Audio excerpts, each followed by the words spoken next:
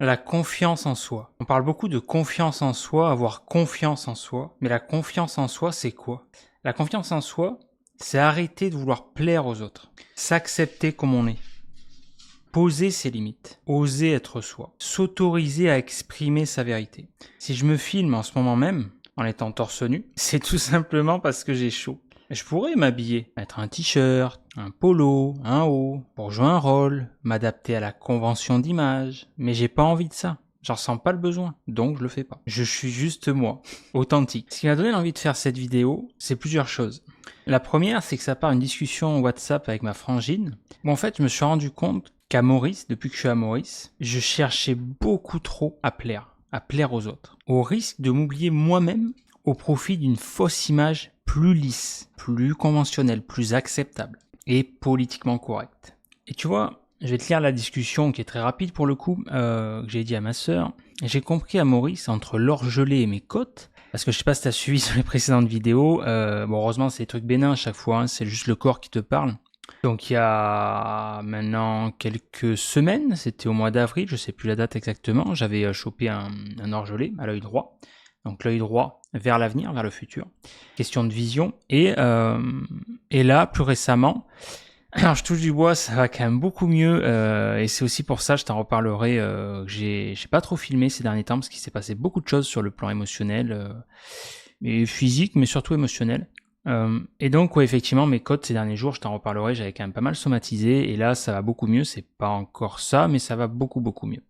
Et en fait, le corps, il te parle, surtout quand t'es comme moi, t'es une personne active, dynamique, voilà, qui aime bien être en pleine position de ses moyens, tout ça. Bah, c'est génial. Mais des fois, en fait, la limite à ça, c'est que tu fuis aussi ce que tu ne veux pas voir, l'œil droit, et ce que tu ne veux pas ressentir, ou des fois quand tu as quelqu'un sur tes côtes, les côtes droites. Et donc, quand c'est comme ça, le corps, si tu ne veux pas entendre, écouter, voir ou ressentir le message, par envie, par déni, ou voilà, bah, le corps, quelque part, t'oblige à aller regarder ça. Alors, t'es pas obligé de le regarder, ça dépend de ton... Alors, c'est pas trop le terme niveau de conscience, parce que j'aime pas trop quand on utilise ça, il y a une histoire de supériorité, de niveau, c'est pas trop le... C'est pas le propos, il n'y a pas de supériorité, tu vois, personne est supérieur à, tu vois, le côté spirituel, l'orgueil spirituel, tout ça, c'est de l'ego déguisé, ça, en fait, tu vois, il n'y a pas d'histoire de niveau, mais ça dépend, en fait, je sais pas comment dire ça, pas degré d'éveil non plus, mais ton intérêt, finalement, pour ça, pour la connaissance de soi, pour apprendre à évoluer, etc. Et si t'es ok à ça, si t'es sensible à ça, la connaissance de soi, la signification émotionnelle des choses qui s'impriment dans ton corps, eh ben, l'énorme avantage, c'est que ça va pouvoir te permettre d'évoluer beaucoup plus rapidement, en tout cas que ton corps se libère, parce que le but de ces somatisations, qui là effectivement sont bénignes, comme l'orgelé, les côtes, le meilleur moyen de s'en libérer physiquement, c'est d'en prendre conscience émotionnellement. C'est ça en fait que le corps cherche à faire par le biais de ces douleurs physiques-là. Et bizarrement, chaque fois que tu en prends conscience sur le plan émotionnel, ça passe. C'est pour ça d'ailleurs que ça va beaucoup mieux, que ce soit l'orgelé, les côtes, etc. Bref. Et donc, je lui disais, j'ai compris à Maurice entre l'orgelé et mes côtes que je cherche trop à plaire, par besoin de reconnaissance et être accepté. Mais ça reste un jeu de rôle et une image, je ne veux pas perdre mon identité et me travestir, le mot est fort, juste pour être accepté. En fait, ce qui m'a permis de prendre conscience de ça, et c'est pour ça qu'on en vient à la confiance en soi. Il y a plusieurs choses. Il y a déjà le fait de somatisation physique qui m'a incité en tout cas à aller voir, parce que maintenant j'ai compris que voilà, dès qu'il y a ce genre de somatisation physique, ce genre de douleur, de désagrément, etc., c'est que le corps cherche à me parler. Il m'incite à aller voir quelque chose que je n'ai pas forcément vu, pris conscience, voilà.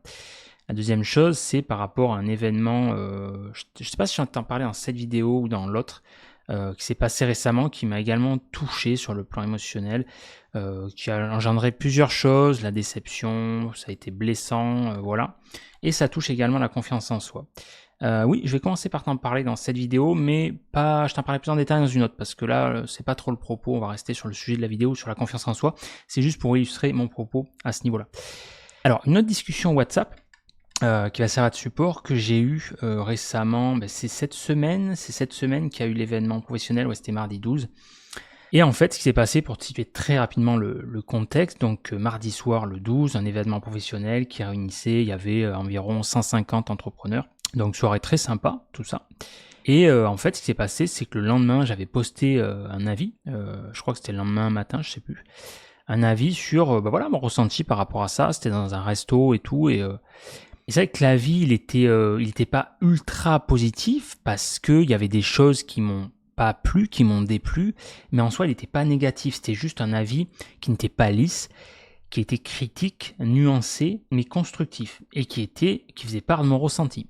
Et pour te dire, preuve en est, ce qui est quand même marrant, et le fond du problème il est là, c'est que j'ai échangé avec plusieurs membres justement pour avoir un retour extérieur, un œil extérieur, un avis extérieur, et tous ont été unanimes, ont partagé mon ressenti. La seule différence entre eux et moi, c'est que eux n'ont pas exprimé, l'ont gardé pour eux, et moi j'ai exprimé tout haut ce que les autres pensaient tout bas. Et donc forcément ça dérange quand ça ne va pas dans le sens du politiquement correct, ce qui est dommage. Et donc j'ai posté un avis là-dessus, et j'avais moi-même dit sur l'avis que il était biaisé. Mais me retiens bien, tu vas me dire quel rapport avec la confiance en soi, justement, c'est vraiment le sujet, c'est un exemple parmi tant d'autres. Et donc en fait, ce qui est fou, c'est que je poste cet avis sur ce restaurant, et 10 minutes après, truc de fou, ça m'a fait halluciner. 10 minutes après, je reçois une capture d'image via WhatsApp de l'organisateur qui m'envoie ça. Il me dit c'est toi qui as posté cet avis et tout. Ça m'a surpris. Je dis waouh. C'est pour ça, et c'est là où j'ai somatisé bizarrement les côtes, tu vois, les côtes droites. J'ai senti sur mes côtes. Et je me dis c'est fou, mais il a une notification, une alerte là-dessus. Ça m'a étonné. Bref. Et donc forcément, il n'était pas content, tout ça. Il m'a dit que cet avis n'avait pas lieu d'être et tout. J'ai entendu ses arguments, je les ai reçus. J'ai quand même exprimé la vérité, mais je les ai reçus. Et dans l'avis, j'avais dit d'ailleurs que mon avis était sûrement biaisé. J'avais commencé d'ailleurs cet avis par ça. Hein. Je voulais que, en fait, mon avis soit le plus objectif possible, même si c'est pas toujours évident. Et j'avais dit qu'il était sûrement biaisé par rapport à l'organisation de l'événement. Voilà, en plus c'était ma première fois, tout ça. Donc voilà, c'était un avis qui je voulais honnête en fait, qui n'était pas à charge en fait. Et la preuve, j'avais mis d'ailleurs 3 étoiles, hein, pas 1, 2 étoiles, enfin vraiment un avis constructif, mais pas ultra positif, qui est honnête tout simplement, c'est le fond du problème. Il m'a expliqué ses arguments, il m'a dit voilà, qu'en gros, hier soir, on n'était pas un restaurant, c'était un événement professionnel, soirée privée, etc. Bon bref. Il m'a demandé si je pouvais le supprimer, j'ai dit ok, j'ai supprimé, j'ai compris ce qu'il voulait dire, j'étais pas tout à fait d'accord avec certains de ses arguments, mais je comprenais l'ensemble. J'ai dit ok, autant pour moi, il n'y a pas de souci, je supprime, ça arrive, tu vois. J'ai joué le jeu. Et ce qui est fou, en fait, je m'en suis douté parce que je me suis amusé à regarder non, peut-être pas quelques minutes, parce que j'ai autre chose à faire, mais je sais pas, dans la journée, tu vois, quelques heures après. Et c'est fou parce que bizarrement, parce que je suis pas con quand même, bizarrement, j'ai vu plein d'avis postés dans la foulée sur ce restaurant ultra positif, que du 5 étoiles, qui reprenaient point par point les critiques que j'avais faites sur le nombre de personnes, 150 personnes, etc., le parking, enfin bref. Et là, je me suis dit, c'est forcément qu'il a partagé, voilà, il a demandé. Et alors là, bon, je t'en parlais dans une autre vidéo parce que c'est pas le sujet ici de la confiance en soi, mais le fond du problème, en fait, c'est qu'il y avait deux traitements, quoi. Si l'avis n'était pas ultra positif, il n'avait pas lieu d'être, mais s'il était positif, là, c'était bon. Bon, bref. Et en fait, donc c'était des avis hyper élogieux qui reprenaient donc point par point, je t'ai dit mes remarques. Et alors là, tu vois, je voulais te l'illustrer par des avis, mais on s'en fout parce que c'est pas le sujet de la confiance en soi ici. Ce qui est important à retenir finalement dans ça, c'est pas le contenu des avis en soi, que ça soit des avis ultra positifs qui ont été gonflés par les autres, compensés, ou le mien et tout.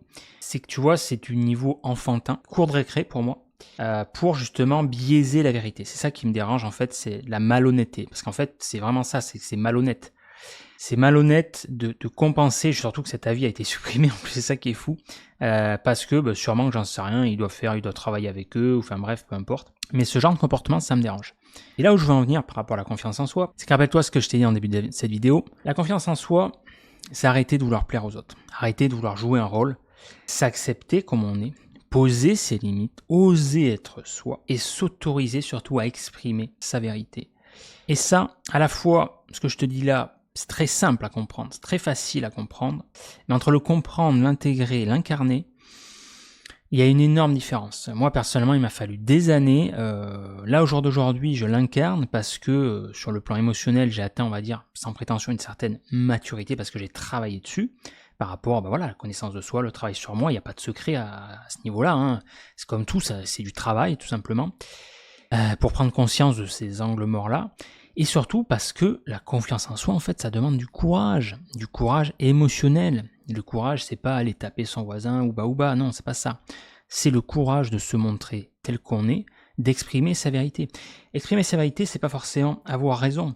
Parce que finalement, on s'en fout. Qui a tort, qui a raison dans ce contexte-là ou dans n'importe quel contexte. Dans l'absolu, personne ne peut le savoir parce que ça reste que des projections d'une vérité par rapport aux expériences de chacun, etc. Tu demandes à 100 personnes de visiter un appartement, une maison, une villa, un logement, tu peux être quasiment sûr que tu auras 100 avis différents, tu auras sûrement des patterns communs, mais voilà, parce que ça va refléter, surtout si tu vas dans le détail. Et moi, effectivement, je suis quelqu'un qui prête attention aux détails, c'est ça souvent qui dérange ou qui surprend. On me l'a fait encore la remarque récemment, puis je me prends la tête sur des détails et tout, donc c'est que j'observe. Et en fait, c'est juste des projections d'une vision d'une personne à un instant T par rapport à ses schémas de pensée, ses expériences, et c'est ok. Mais ce qui est dommage au jour d'aujourd'hui, c'est que ce qui est corrélé au manque d'honnêteté, c'est l'hypocrisie. Et avoir confiance en soi, c'est juste en fait accepter de ne plus jouer ce rôle d'hypocrisie. Accepter de dire sa vérité, d'être honnête et de pratiquer ce que j'appelle l'authenticité radicale. L'authenticité radicale, c'est quoi ? C'est tout simplement exprimer sa vérité en prenant le risque, en étant conscient que, comme on dit, toute vérité n'est pas bonne à dire et qu'elle peut déranger. Et le problème de ça, c'est que quand tu pratiques l'authenticité radicale, et donc la confiance en soi, ça dérange parce que les gens ne sont pas habitués à ça en fait. Et beaucoup de gens, et encore une fois, c'est un exemple parmi tant d'autres, cet événement, je le sais parce que j'ai demandé justement à plusieurs de mes confrères, et le son de cloche a été quasiment unanime. La différence, c'est que j'ai été le seul, entre guillemets, couillon à l'exprimer publiquement.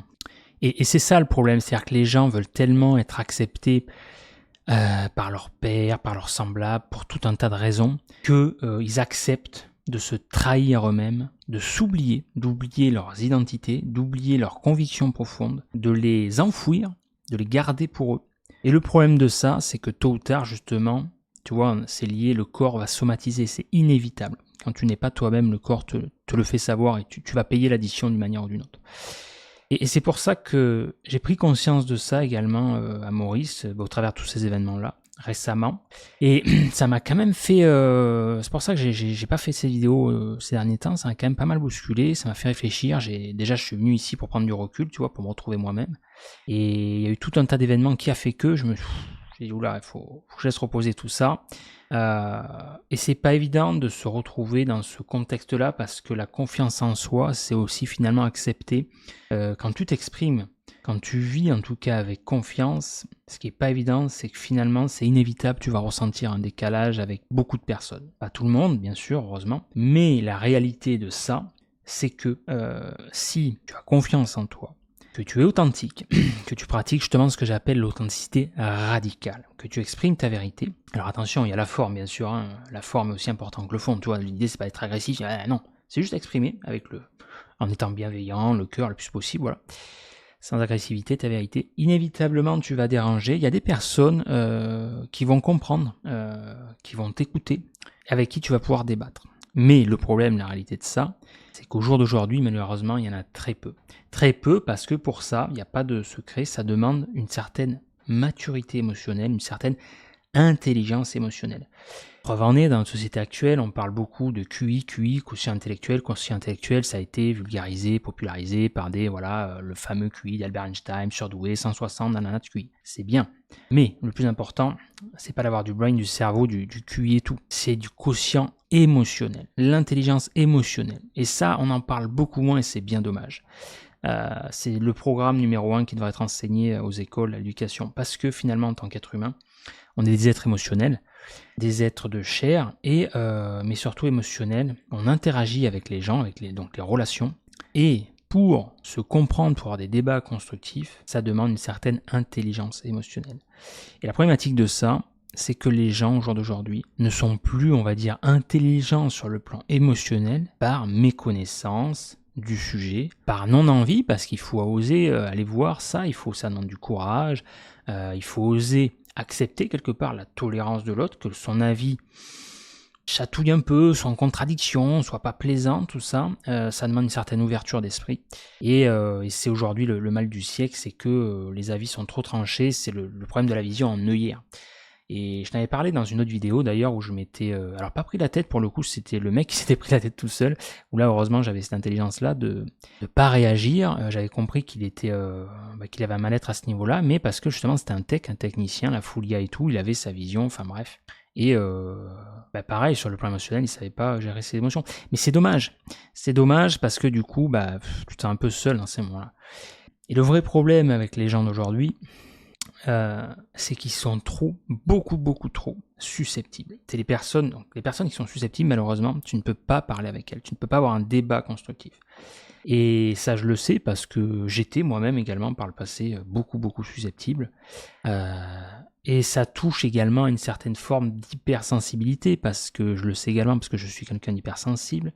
La différence par rapport à avant, c'est que j'ai appris à gérer quelque part cette hypersensibilité. Ça ne veut pas dire la masquer.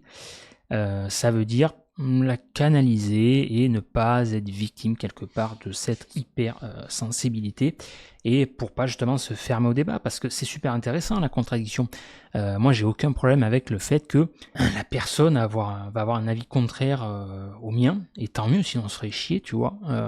C'est surtout la manière dont tu peux interagir, exprimer, avoir un débat en fait. Et le problème de ça c'est qu'on ne peut plus rien leur dire à ces personnes-là à part leur passer de la brosse à reluire. Et du coup, effectivement, avoir des débats et des critiques constructives, c'est quelque chose de vain. Et c'est bien dommage. C'est bien dommage parce que ce sont justement les critiques constructives qui font évoluer et qui font avancer, que ce soit les humains, les entreprises, les projets. Je connais personne, et si t'es honnête, ça marche pas comme ça. Il y a personne, tu vois, quelqu'un qui est devenu, j'en sais rien, moi, qui est devenu successful dans sa vie, qui a réussi, qui a gagné plein d'argent, qui a réussi dans ses entreprises, dans ses projets, ou même sans parler de ça, à titre personnel, voilà. Il a pas réussi parce que quelqu'un lui a dit « Ouais, bravo, ouais, t'es le meilleur, c'est trop bien, trop bien. » Ça, c'est bien, c'est encore autre chose, c'est important d'encourager. Il faut le dire quand c'est comme ça. Mais quand ça va pas, il faut le dire, c'est là où t'évolues, tu vois.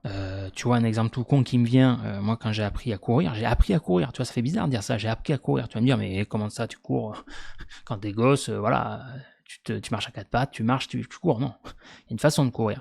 Donc c'est un ancien marathonien qui m'a appris, et j'ai reçu pleinement ces critiques. Quand quand j'ai commencé, quand j'étais employé dans l'agence de communication en 2008, donc j'y connaissais rien, donc, j'ai tout appris sur le tas. Ah, j'ai appris dans la douleur. Ah ouais, j'en ai reçu des critiques. Ça a été chaud, j'en ai chialé des fois. Hein. C'est waouh, je me suis pris des tirs. Sur le plan émotionnel, ça a été chaud. Mais j'ai absorbé et je remercie tous ces gens-là. Parce que c'est grâce à eux, grâce à ces critiques, que j'ai évolué. Alors c'est sûr que sur le moment, ça fait pas plaisir. On va pas se mentir. Des fois, c'est chaud, tu dis oula. Faut le temps d'intégrer tout ça, digérer, tu vois. Mais d'ailleurs, mon ex me connaissait bien à ce niveau-là. Des fois, quand on se prenait la tête et quand il disait des choses justes, sur le coup, j'étais là, ouf, tu vois, ça remue, tu sens que ça remue, t'es pas content. Donc le réflexe, tu te protèges, tu vois, c'est l'ego, rempart. Mais après, tu prends du recul, tu laisses intégrer, tu cogites, tac, tac. Puis après, tu reviens, tu dis, ah ouais, c'est vrai, finalement, ce qu'elle a dit, tu vois, tu mets en compte, tu mets en perspective ce qu'elle a dit et tu essaies de voir par rapport à ton propre curseur, hein, si ça fait sens ou pas.